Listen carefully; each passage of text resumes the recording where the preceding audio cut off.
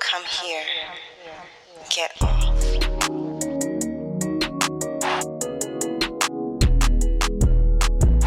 Hey, Kenrya.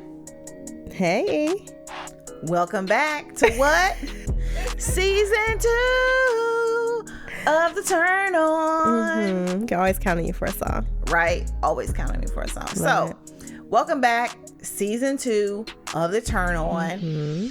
For our season opener, we are reading From Scratch, which is book 1 of the Welcome to Seaport series by Katrina Jackson. It's dope too.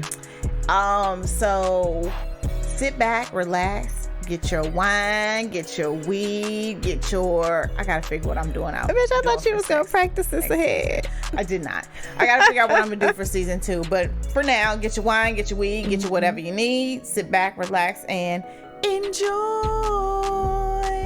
Back like we never left. Let's go. Back like crack. Okay, No. I don't like that. Sorry.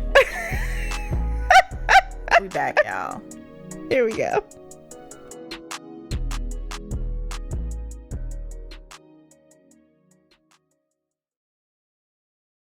From Scratch by Katrina Jackson. Knox hadn't realized it at the time, but somewhere in the back of his mind, he thought last night was a one-off. He'd imprinted every feeling, every taste, every sound into his brain, worried that it would never happen again. So, as he followed Mary to her bedroom, his eyes trained on her bare ass, he felt really fucking lucky. Lucky and horny. Santos closed the door behind him. Knox pulled his shirt over his head and groaned when he felt Santos's hand on his shoulder. Mary stopped and turned at the foot of her bed, watching him undress. He wanted to feel them in his mouth again, but he wanted something else first. "Get on your back," he said, his voice rough with need. He unbuttoned his jeans and pushed them and his boxers down his legs, taking his socks off as well. He crawled on the bed after her, placing kisses on whatever scrap of skin he could, her knees, her thighs, her stomach, until they were face to face. "I missed you two today," Mary said, and he kissed her. He licked her lips and she opened up to him on a sigh. He slipped his tongue into her mouth and gently pried her legs apart so he could settle his hips on top of hers. She moaned and lifted her body to press her mound against him. He smiled and sucked her bottom lip into his mouth. "Soon," he said, and then began to kiss his way back down her body. When he reached the top of her mound, he pulled back and ran his fingers along her slit, just wanting to see her. He moved her lips apart to expose her clit and licked her, sucking her clit into his mouth. "Fuck, baby." Her voice was thick with lust. The sound made his dick throb. "Come here." Knox looked up to see that she was speaking of Santos, who climbed into the bed and settled on his knees at her head. Mary reached out to grasp Santos' dick and stroked him before looking down her body to Knox. That filthy smile would be the death of him. "I'll suck him at the same pace as you eat me." "You dirty little baker," he said, and lowered his mouth to her pussy. Soon enough, the quiet room was full of the sounds of Knox's fingers sliding into Mary's wet pussy, Mary's mouth sucking loudly on Santos's cock, and Santos's moans.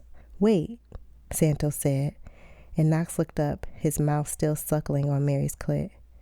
"What's wrong?" Mary asked. "Nothing, I just..." Knox wasn't used to seeing Santos at a loss for words. The man didn't speak much, but when he did, he had something to say. So this was new. It was all so new. Mary started stroking Santos's cock, and he struggled to keep talking. "There are a million things I want to do to you both. So many positions. Let's shift." Mary sucked the head of Santos's cock back into her mouth and then looked down at Knox. "Well, you said we should follow his gut." Knox rubbed his thumb against her clit in rough circles. She jumped and moaned. "Didn't he tell you not to be a smart ass?" Santos chuckled and climbed off the bed. He walked toward Knox and slapped his ass. "Now you get on your back." Knox pulled his fingers from Mary's pussy and sucked them into his mouth. Mary scooted up to bed and Knox lay down in her place. "How does she taste?" Santos asked. Like fucking vanilla almonds and pussy, Knox replied as Mary cupped his face and kissed him. I knew she would, Santos replied. Sit on his face. Mary smiled against his mouth. I like the way he thinks, Knox mumbled against Mary's lips. I so agree. She sat back on her knees before crawling over his face, settling her pussy just over his mouth. He grasped her hips and pulled her close.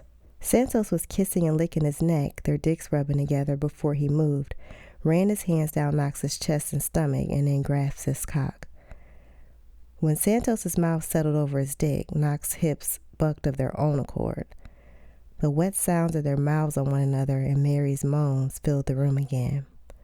Knox was close, but his mouth was full, so he kept that information to himself while he fucked her entrance with his tongue, his chin putting a bit of pressure on her clit. He spread his legs when he felt Santos's hand stroking his ass. Santos took his mouth away for a minute, and Knox moaned into Mary's pussy as the cool air hit his wet dick. And then Santos's mouth was back, and a wet finger was circling his anus with a soft pressure at his entrance. Knox grasped Mary's cheeks hard and came into Santos's mouth, letting the vibration of his moans send Mary over the edge. This wasn't at all what I thought moving to Seaport would be like, Mary said wistfully to herself. Knox was lying on his back next to her, her head on his shoulder. Neither did I. Before you got here, Mrs. Wright had the best dessert in town. I was just planning to seduce her. Ow, he said when Mary turned her head to playfully bite him.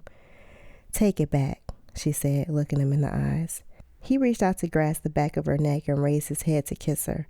Just before his lips met hers, she moaned, her entire body shivering, as Santos fucked her pussy from behind in deep, slow strokes. Knox pulled her mouth the rest of the way to him, wanting to taste each "oh fuck" as it fell from her lips. Santos grunted, and Knox assumed that meant that Mary was close and she was clamping down on Santos's dick. If the other man was anything like Knox, he wouldn't be able to last much longer. Knox pulled back to watch her face, waiting for the orgasm to take her under. I take it back, honey. Oh, gosh, she yelled, you fucking better. Santos had started off slow, raising her left leg and slipping inside her warm channel, leisurely rolling his body into hers. Knox reached down every now and then to circle her clit or lick her nipples, but he was more than happy to just watch and talk with Mary about her hopes for the bakery, a fundraiser he was planning for some new fire equipment, and Santos's plan to be chief of police in a year. It was all so normal, chatting while Santos fucked her. Even when he started pumping into her faster, his occasional grunts didn't detract from the moment, because normal was relative, Knox thought to himself. He knew that better than anyone. When Mary's face contorted with her orgasm, Santos moved and Mary's head fell down and rested on Knox's shoulder. The two men made eye contact as Santos moved on top of her to fuck her harder and faster, chasing his own release. Knox ran his hand up and down Mary's back lovingly as he watched Santos's face, wanting to witness his orgasm as well. I'm close, Santos breathed in a harsh whisper. And then, just before he came, his muscles tensing and his body jerking, he looked Knox in the face and ground out, you're next. And then he pumped into Mary a few more times before coming with a harsh groan, her name on his lips. Yep, normal is totally relative.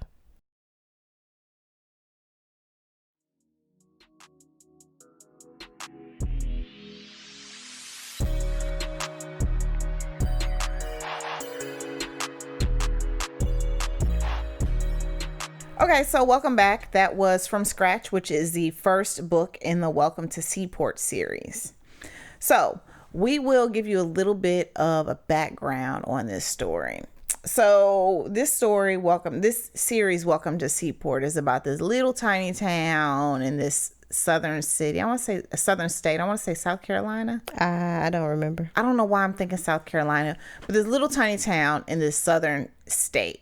And essentially the town is falling apart. So they post on Facebook, hey, come to this town and for a very low fee, you can live here. For very low cost, you can live here, start a business. We're just trying to give keep them like grants to start to bring their businesses. We're just trying to keep this town from dying, which I feel like we've seen or heard about in the news before.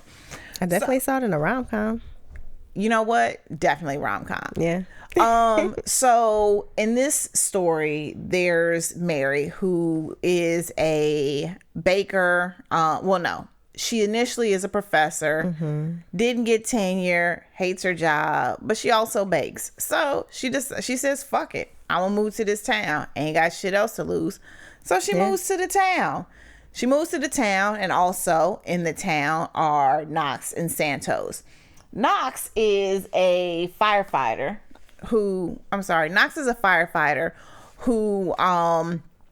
he had already been established in the town. I'm not sure how much before he was there, before everyone else, but Knox is a firefighter. He's in the town. He is the entire fire department. I think it's him and like two other he's people. Like the fire chief. He's and it's a volunteer department as well. So so if there's a big ass fire, Knox and two other niggas and maybe somebody else with a couple cups. And then Knox convinces his homeboy Santos, who he served with in the Marines, to come and be the police force there. I like that he was really hesitant about it, because he's like, police suck. Yeah, he's like, they're corrupt. There's nowhere where you can work where there's no stories about them being terrible to black people. And then he read up on this one and found that there was nothing, and felt comfortable coming in and working there. And also he ultimately wants to take it over and reshape it anyway, which is pretty dope. Yeah, I thought that was really dope.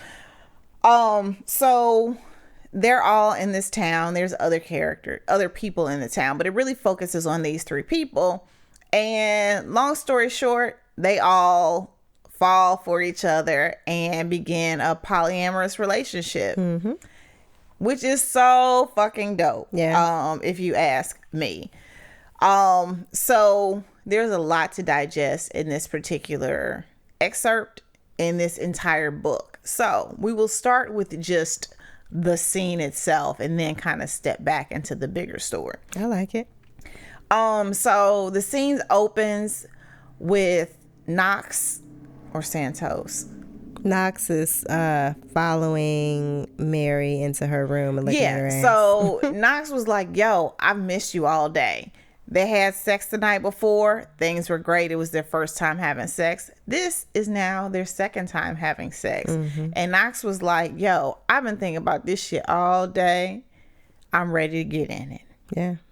Which begs me to ask you the question, Kenrya. What do you prefer? First time sex or second time, I know the ropes, I've been marinating on how I'm going to do this better sex? Second time all day. Now, sometimes that's all within the same, like with my current partner, it was like 5 times in the 24-hour span when we first had sex. But even then, there's a market change difference between first time and second time, because you know a little bit more, right? Yeah. And you're not, I don't know, it's a little bit more leisurely. You can You're really more sit in vulnerable. it. You're more willing to be more vulnerable, I feel like. Yeah, because you already got through the hard part. Yeah, like you done seen each other naked. Yeah. So it's like, okay, now we just gonna go Let's at just do it this. and Yeah. do it. Second time is always better to me. Yeah. I'm guessing you think the same. Yeah, I mean, I like the excitement of the first time. Like, I love being like, whew, that's what's there. Or, not what I expected. Let's see where this goes. But, yeah, second time, like, ooh, his shit curved to the left. Let me I shift can do over a this. little Yeah, bit. like I know I can do this. Or he really responded when I did this. Or she really responded when I did this. So let me try this. Like, yeah. Second time is always, to me, I feel like second time is just great because you really get to marinate in that shit. It's still new, but you just got a little bit more information. Yeah. Yeah. And if I've been like thinking about that shit all day or for, like, oh, period. Because now you know it's good, or at least has a potential to be fantastic. So then you get to be like, Have you ever, this is unrelated because this was not their situation, but like had a not so great experience the first time and then decided to still come back again? And then had it be like exponentially better? I guess, yeah. I'm thinking. Like, it not necessarily it was bad. It just, Awkward. Yeah, like you couldn't get in the rhythm. And then again, once you're like, okay, we saw each other naked, we can go at it. It gets it got much better. I think not that you got, look, if the shit ain't right. Yeah, it's like, well, how much work do you want to do? Yeah, I don't want to put too much work into it. Yeah. But, good, but not quite clicking. Because I generally, if we're having sex consistently, like the shit clicks. Right. Like I don't force it because there's too many dicks in the sea. Exactly. Just bobbing around out there. Yeah, just bobbing around. Bloop. That's the dick. Just in the sea. Picked it up. But yeah, I think I'm willing to, give it a second go round if it's not like fireworks at the beginning. Yeah, I'm trying to think. I mean, it don't have to be fireworks in the beginning, but it can't be trash. Yeah, if it's trash. And I've done that like once in college the first time. It was like 2 minutes. And I attribute it to the fact that he had been lusting after me for a really long time before I finally fucked him. But it was like, nigga, I remember it was like we were snowed in together. Nigga, I'm snowed in with this dick. It was like, ooh, this gonna be good. We can just fuck have all sex, day, go to sleep, wake up. And it was like 2-3 minutes. And I was like, you've got to be fucking kidding me. I need that Price is Right. Exactly. That's what it felt like. And it got better, but we never had fantastic sex. I should have just used that as my guide. Life is too short for mediocre sex. I was good and young and stupid and just was like, all right, we'll figure it out. Yeah, because if it's mediocre at the beginning, wait till you got a bunch of hollering ass kids. Exactly. And bills and shit. Oh. Grown me would not have kept that moving, but 21 maybe, me wasn't thinking that far ahead. Yeah. Okay, so this story was really refreshing because it's a polyamorous relationship,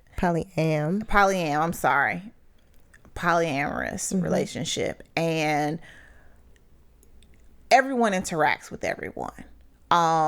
Yes, the men they're romantic with one another and intimate with one another. They're also intimate with Mary, and I feel like a lot of times there's such a fear of men being intimate with one another. Yeah. And it was just really refreshing to see that, especially written in a book, because I feel like a lot of time these fiction stories are fantasy. And so often women's fantasy is two men, all into me, all about me. Right. But it was really cool to see like two men into me, all about me, but also into one another and into pleasuring one another. Yeah, and they came with their own, like they were friends and had never admitted to themselves or to each other that they felt some attraction. But I don't think they really realized that there was an attraction. I think Santos kind of did. Knox didn't really. But Santos was like, he didn't really want to change their relationship. Yeah. Yeah. But it was really refreshing to see. And it makes me wonder how many women would really be comfortable with, like I feel like we touched on this before, how women help hold on to toxic masculinity and homophobia. Yeah. You beat me to the punch. My bad. I feel like we help hold on to it by, being like, ooh, I never be with a bisexual man. And to me, like, I'm comfortable with my man having been with another man because what the fuck that got to do with me? That ain't got shit to do with me. If you with me and you with me, then you with me. Right. If your concern is that y'all are monogamous, then who the fuck does it matter who he would be having sex with? Because he has had let's sex be with. clear, like niggas gonna fuck scallywags whether or not they men or women. Exactly. So to me it's not really a thing, but I feel like that's something that women have to perpetuate, and we also have to get over. And so it was really refreshing to see it written in this fantasy world Yeah. where it's like two guys into each other, into her, and it's not this weird, nasty, gross thing. There wasn't ever even a discussion like that or any thoughts from Mary, like when we were in her, in her head. Like, she was just like, yes, I want to see y'all love each other too. Exactly. Yeah. Exactly. Yeah. I mean, this, one of the, I always say, and I think Kenrya agrees, the whole Adrienne Marie Brown, pleasure activism. One of the things she talks about is, pleasure and pleasuring yourself and loving out loud is a radical act. Yes. And to me, these polyamorous relationships are a radical act. You're like, I'm going to love who I want to love on the terms in which I want to love them. And it was just so like, I was like, yo, this is dope as fuck to see it written out and just out loud and in the world. Yeah. It just also, of course, sucks like anytime that the things that make up us and the things that are just who we are have to be radicalized, right? Yeah, I don't want to. Yeah, Yeah, I know. And I know what you feel mean. I don't want to fetishize. Is that a word? Fetishize. Yes. Y'all know what I'm saying. I don't want to like make this some like weird fetish or something like that, because this also rings a bit of like, ooh, your kinky black hair, it's so gorgeous. You're like, bitch, this just the shit that grows out of my head, But also, I just think it's really great to see it just showcased, Yeah. I mean, everybody wants to see themselves on a page, right? Yeah. It's literally why we do this show. Yeah. Yay. So I'm glad that, you found this story and that Katrina gives us this space to be able to feature this relationship Yeah. that most people don't know exists or act like they don't exist. Yeah. Also, one of the things that I loved about this story, Mary is a fat woman. And we have been looking for stories that feature fat bodies because that is just our reality. That is a part of life. Yeah. Like, there are fat bodies, but I make it a point to avoid, like, I was reading this one book and it was about a woman that was fat, and like the first couple pages is like, oh, but I hide this part of my body, or I'm struggling with my weight. And it's like, some people in fat bodies just really enjoy their bodies and are comfortable with it. And so I don't want to sound like, this reminds me of that Kevin Hart thing where he was in the shop like, some people are gay, let's not make a big deal out of it. Like, I don't want to not make a big deal out of it because she's fat, but at the same time, I don't want to like ignore over the fact over, and so I think it's really dope that Mary is fat, and it is a descriptor, and some of the scenes describe her thick hips and her big ass, but it's not like it's something it's not pathologized. It's just who she is. It is who she is, and it's something that is appreciated and loved by her partners. Yeah, and by her. Yeah. I mean, and then she's a baker, which I'm just like, yeah, bitch. She's not all the scenes where she's baking. I'm just like, just, you know how I feel about carbs. And yes, and she's like, and she's also like really trying to like perfect her vegan baking. Yes, which made me really happy. Yeah. Don't roll that apple pie I made you, bitch. That was vegan. I didn't tell you. That's vegan pie crust. Oh, shit. See, turn your nose up if you want to. Update. Kenrya did make a pie for my whole house, and I ate it in like a weekend. So if y'all following the whole apple pie situation, vegan, that shit was good. So yeah, we appreciate Mary for being fat, appreciate loving her body, not making it this like horrible thing, but also not hiding it. And also just being a baker. Like, she's just a woman, and I think that's the thing. Like, some of us are fat and we still love and fuck and have two men after us and all of that. So it was really dope. I also love that, like, so she, you said earlier, she was a professor at a college. she got passed over for tenure, which we don't learn a whole lot about, but she definitely like talks about being a black woman and, you know, the whole in the academy and how that shit sucks, and how she really just, I love that she just was like, you know what? This ain't working for me. Yeah, this ain't it. So I'm gonna just go do something else now. Bye. And like, her homegirls, you know, she's got this whole little circle of friends, and they're super supportive of her going off and doing what she wants to do. But her circle of friends were very much a circle of friends. Mary's group of friends were dope as shit because, I feel like, Katrina, you know black women. Yeah, clearly. You know us. And, I mean, you're a black woman, so I guess you do.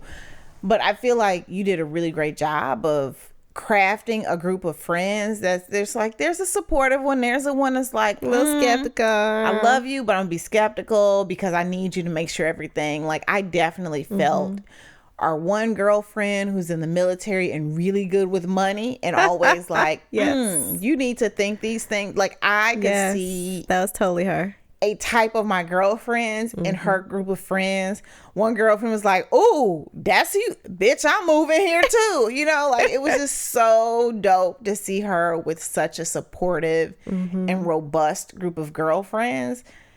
This was just overall a really, really sweet, good book. Like, here's the thing. It moved quickly. The pacing was good.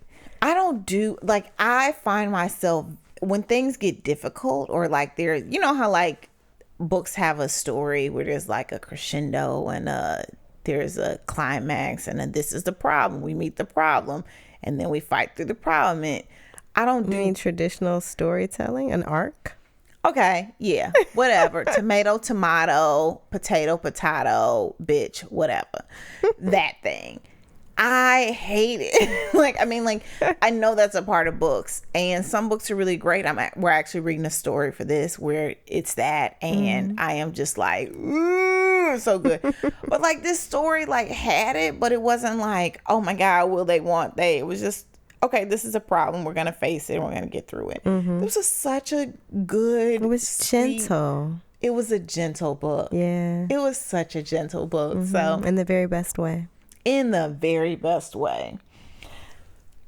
I loved the playfulness between the three of them. And you could see it during the sex. I think we've said this a million times, that playful sex is the best. You gotta have fun. Yeah. And they were like fucking with each other and, you know, giving each other a little something. Like, oh, wait, what did he... Oh, shit. I had a flashback to this morning. Okay. Some playful shit that went on. I was definitely about to be like, oh, you reading a book? Definitely not what happened in this, but something what happened this morning. But yeah, it was definitely just like so great to see them so playful and like just enjoying each other in more than just a sexual way, but just enjoying each other's company. Which is why we kept going in the reading. I really thought it was key to show like how Mary and Knox were just talking while she was fucking Santos. Like, they're talking about their hopes and dreams and shit, and she getting her back blown out. I was like, this is the fucking best. Ain't that the dandiest thing? Yeah. It's interesting too. I mean, I think we'll talk about this when we have a guest on, but you know, that there's a lot of different ways to be polyam, right? So in this situation, they're a throuple. They are, you know, living their lives together and having sex together. But being polyamorous or ethically monogamous can look a lot of non-monogamous can look a lot of different ways. And it doesn't mean necessarily that partners are interacting with each other. It can mean that you have separate relationships with separate people, and very often does mean that. But I thought this was an interesting way for us to illustrate it with this particular story. Yeah, and I think this is where the, you know, every girl fantasy comes in, because, bitch, I would love to have two men just happily coming home to one titty apiece. Or two titties and a pussy. But, you know, like, it was just like, man, this is just delightful. Delightful. Okay, we touched on this a little bit. So Santos is a cop. Knox is a firefighter. Very like small town rom-com jobs. Very much small town rom-com.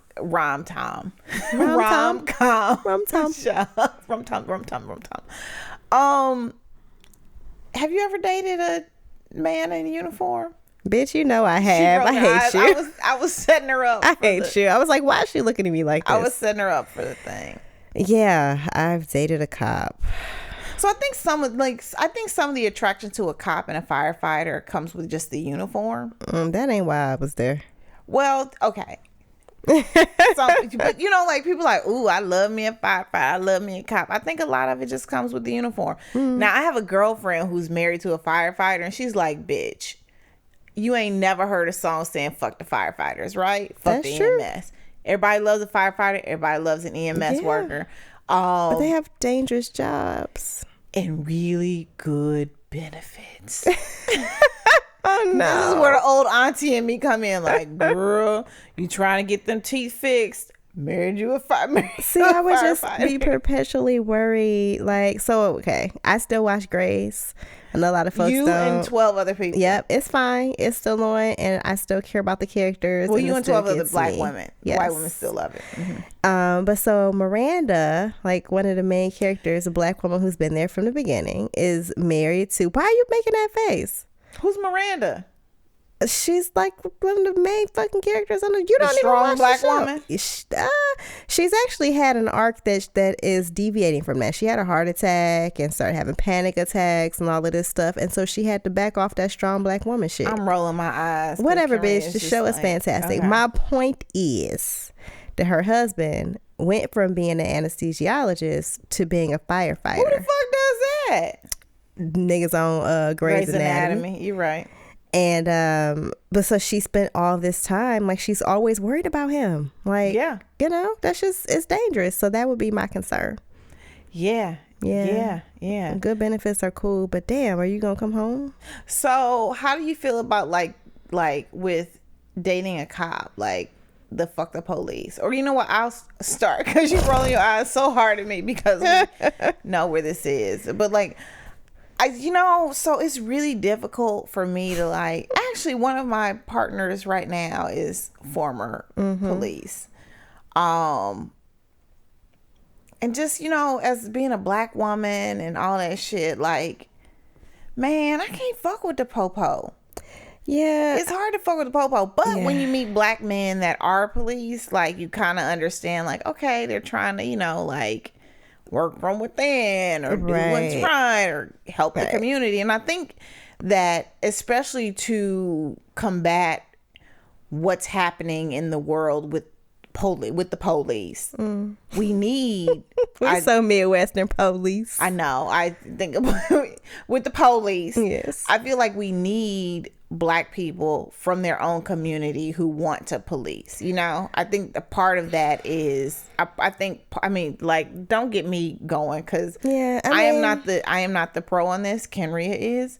I'm not a pro. I think community policing is great in theory, but if we're talking about a system, the carceral system as a whole, we need to abolish that shit. And so police departments and law enforcement as they stand right now are not a tenable thing if that's where we're going. That said, I mean, the cop who I dated, his whole thing was exactly that. You need some people within the system to be able to fight. You can't just do it all from outside. And it's cool, whatever. But honestly, the biggest issue that I face with him and that I see with a lot of cops is that they're fucking assholes. Yeah. Like, it's like power corrupts and absolute power corrupts absolutely. Like, okay, sure, community policing, but you're still a fucking asshole. And so just on an interpersonal level, it doesn't work for me, and I would never date a cop again. And hopefully I won't date another person again. But when I was on the fucking, I know. Did you hear that? Ooh. When I was on the apps, I had certain things that were automatic left swipes. Being a law enforcement officer, calling yourself an alpha male, posting a picture of yourself with your car. Sapiosexuals. Yes. Fuck them. What the fuck is a sapiosexual? Someone who claims that they are sexually attracted to someone's mind. Get the fuck out of here. Yo, fucking, what was the mindset? Dead prez ass Get the fuck on. I don't even know what the fuck a sapiosexual is. But I when didn't know see until it I got on a Bumble. goddamn Bumble, I just be like, I'm not Googling to know what the fuck you are. Pussy sexual? Okay, I can do that. It's just so pretentious and bullshit. That's exactly what it is. Yeah.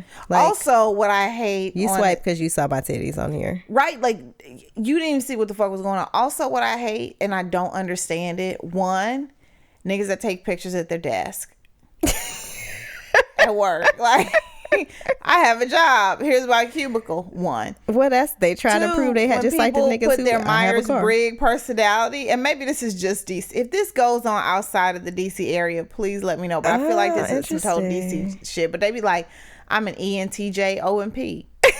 Where did OMP come from? What the fuck? Like, I don't even know what the fuck that means. And I actually I looked those up. I'm not asking you to fucking supervise me and making sure I get my TPS reports in. Like, am I gonna enjoy you? Are you gonna fuck me right? Like, I don't need your fucking Myers-Briggs personality test. That's so for funny. fucking relationships. Like, get the fuck on. I do like, not that it's something that I look for, but when they put them on, if I'm already attracted to them, because it's not going to be the thing that's going to make me swipe, obviously.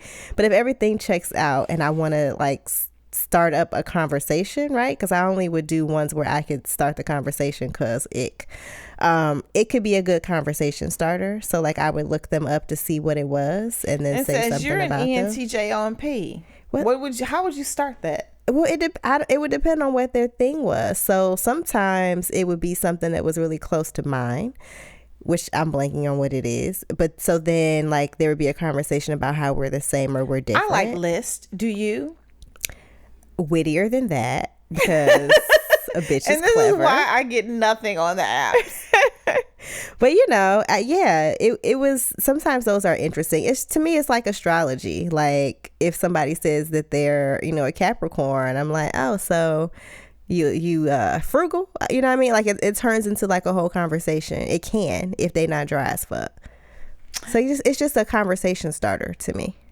Okay. I'll give that to you. I'm still not swiping on the ENTJ OMP. I dig it. I wonder, that is a good question, if it's something that happens outside the DMV. I feel like it's such only a specific area. Yeah, I feel like it's definitely a DC. Yeah. I remember when I moved back here after living in New York for so long, and the first time I went out and a nigga like asked if I had a business card, and I was like, the fuck? I never have business cards, but I definitely do ask people what they do. And that's I know so that DC and so ugly. I hate it. Yeah, I know people hate it. But to me, it's not even a trying to size you up thing. I just feel like people are at work you're at work more than Monday through Friday, more than you're at home. And so for me, that gives me a clue in like what you do, what makes you excited. Because even now, if someone asks me like, what do you do? I'd be like, I usually tell people I get paid a whole lot of money to boss people around. But what I really enjoy doing, and then I go into the podcast. So it's not even I usually don't tell them I get paid a lot of money because nigga, you buying drinks. Yeah. But anyway, yeah, and that sounds pretentious. But I like say some bullshit about like gloss over what I do, but really what I'm interested in is my podcast. Because I look at it less as a sizing you up and more as a, okay, motherfucker, you at that bitch for 8 hours, 10 hours a day. You're away from your home for 10 hours a day dealing with this shit, like commuting, whatever. Let me know what it is that you are interested in, what you like to do, as opposed, well, not even what you like, but like it just gives me for me, that's more of a jumping off point than ENTJ, LMNOP. And see, I think you're unique in looking at it that way. I think most people in this area are sizing you up. Oh, well, you ain't getting shit out of me. I mean, not about money, but like I remember like going to CBC events a few months ago, and not just men, like everybody who I met. Oh, what firm are you with? What do you do? Bitch, I mind my motherfucking business like you should be. Oh, see, I don't get yeah, okay. It's just rude to me. Yeah, I don't like it. Well, I will. If I ask you, if you out with Erica and she asks what you do, is definitely not because I'm trying to size you up. I literally just want to know what makes you tick. Because, again, and also if you're not like, there should be something that gives you joy in life. And so that's why I'm like, oh, well, I work, but this is what I do this is my passion, not, keeping homeless people out of jail or something like that. Because I find when I ask that kind of question, I get, like if I were to ask you, what do you do? I'd like learn like a whole bunch of shit about like some really dope books and, like really dope websites and that kind of thing. I don't even go. I usually just say I write. Yeah. See. Yeah. Well, yeah. I mean, maybe that's just me playing down my shit, but I write. Yeah. See, if I were interested in you, I would ask more. About what? Where do you write? That kind of thing. But, bitch, I got you. You ain't going no motherfucking where, so you can keep them short ass answers. You can keep them short ass answers. Okay, so we talked about polyam relations. You touched on how polyam relationships can be different. They can be, a throuple where it's all three. Well, I don't even say throuple. It could be a relationship in which everyone is in relationship with each other. Yeah. It could be, one person having two separate relationships and everyone knowing about it. It could be, each person having their own relationships. Polyamorous relationships look a million different ways. Yeah. And hopefully for our 1.5 episode of season 2, we will get to speak with someone that can talk about her personal experience, her very specific experience in a polyamorous relationship. Yeah. But makes me want to ask you, do you think you could be in a polyamorous relationship, Kenrya? No. And I can answer that quickly because I just recently did this whole series for prevention about like sex diaries of people, where folks just told me every part of their sex lives for a week, for some of them, for months, for some of them, like folks who didn't have sex very frequently. And 3 of the people who I interviewed are actually in, one was in an open marriage that recently closed, and 2 were in polyamorous relationships. Why do I have such trouble saying this shit? Ethically non-monogamous relationships. And it was all different ways. And so it was great because when I do this kind of work, it gives me a really great jumping off point for conversations with my partner. And so we were talking about it. He was like, is this something that you would ever want to do? And I was like, nah. And he was like, well, why? And I was like, well, I think it is a fantastic way to live for folks who it is for. I don't have, there's no judgment about it. It is just that I know myself, and I think because my number one love language is time. I don't like to share. Yeah. I require a lot of time. I just do. I want to see you on a regular basis. I want to spend all the moments of the weekends with you. I want to talk on the phone with you every day. I want to be able to pop over and grab lunch. I want to be able to pop over and have a quickie before I got to pick my kid up from school. And if the boundaries that we have to set are such that we are sharing, whatever, that won't work for me because I'm too greedy. Yeah. I mean, I used to always say I couldn't be in a polyamorous relationship. I don't think I could be in a throuple or a relationship where we all are, with one another. Because to me, that requires a level of respect and communication. I mean, it's hard respecting and communicating well with one person, let alone 2-3 people. You got to be so mature and good at setting and maintaining boundaries and knowing what you want and being able to communicate that. Yeah, but I think I could be in an open relationship where we prioritize one another.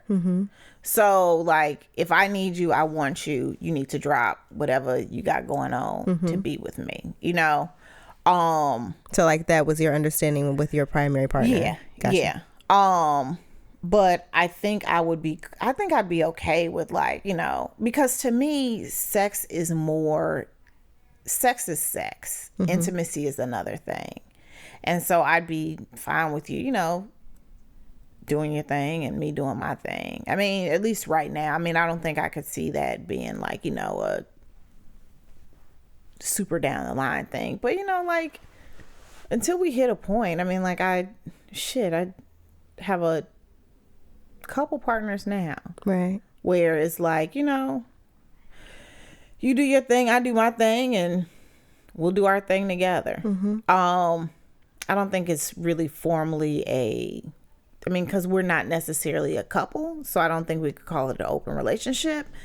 But I think as long as everyone's being respectful of one another, and like in these relationships, we're not like, you know, like we're not primary partners or anything, you know, we're just like dating.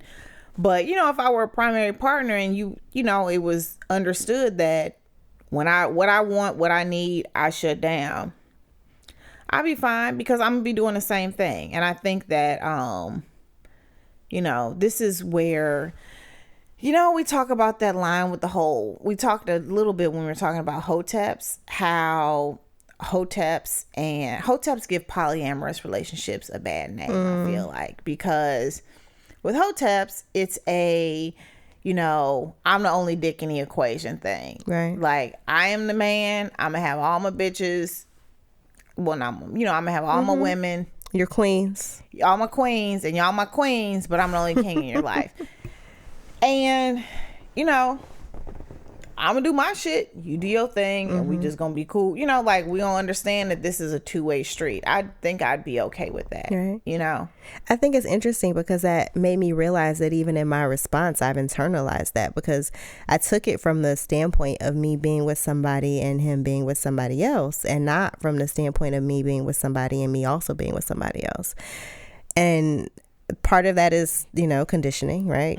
So conditioned as being conditioned. But also, I have no desire to put in that much. Like, being in a healthy relationship requires a lot of energy. And that's not a bad thing. And I'm not saying it requires a lot of work. But I do... I'm really intentional about the way that I develop my relationship with my partner and the way that I interact with him. And the idea of doing that with more than one person is exhausting. I just, I'm tired. Like, yeah, no, I couldn't see myself giving, because if I'm with someone, I give so much. If I'm with you, I give you a lot of me. Right. And I wouldn't do it like, you know, you're saying like if it's sex, it's sex. But I think, you know, usually with a polyamorous relationship, it's not really the same as just being open where you're having sex with somebody else. I mean, it could look that way. Yeah. But it could also look like you have an intimate, fully developed, well-rounded relationship with somebody else. And that just feels like too much for me. That's too much fucking work. Yo, like I think if you're doing it, well, if I'm doing it right, I don't want to say if you're doing it right. If I'm doing it the way that you want to. Yeah. The way that if I'm doing a relationship, I am with you right. The way that I want to. I'm saying right, and like as in right for Erica. I'm putting a lot of energy into that person. You know, I'm putting a lot of energy into that relationship and making it work, because it's tough, you know, putting two people together. Yes. Grown folks who got their own lives and come with all their own stuff. And I ain't giving that shit to multiple people. Because I ain't got it to give to multiple people. Right. Like, it takes a lot for me to... I am a mother. I have to, like, account for a whole nother little person. Right. If I'm with you and I'm accounting for you and another little person... I be goddamn if I'm gonna throw another motherfucker into the mix. So I say, like, I would be down with an open relationship in the sense of here and there. Right, you get to define it the way that you want to. Yeah, and you all do. I say I used to say marriages, but I say all relationships are essentially a contract between those people. And whatever you want it to look like, that's what it is. And as long as y'all honoring what you put this to be, right, then that's cool. Right. And I think it's so much more important when you're when you're a polyamorous relationship, because you really have to like think about what goes into this contract, and can I honor it? Can I be okay with this? You know, and trust that your partners can. And I think that that's part of, you know, the unsaid part of why it feels difficult to me. And it's because I've been in a relationship that was open and didn't know it, right? Yeah. Like, as someone who was cheated on in a marriage for many years, there's always this underlying fear that the contract will not be honored.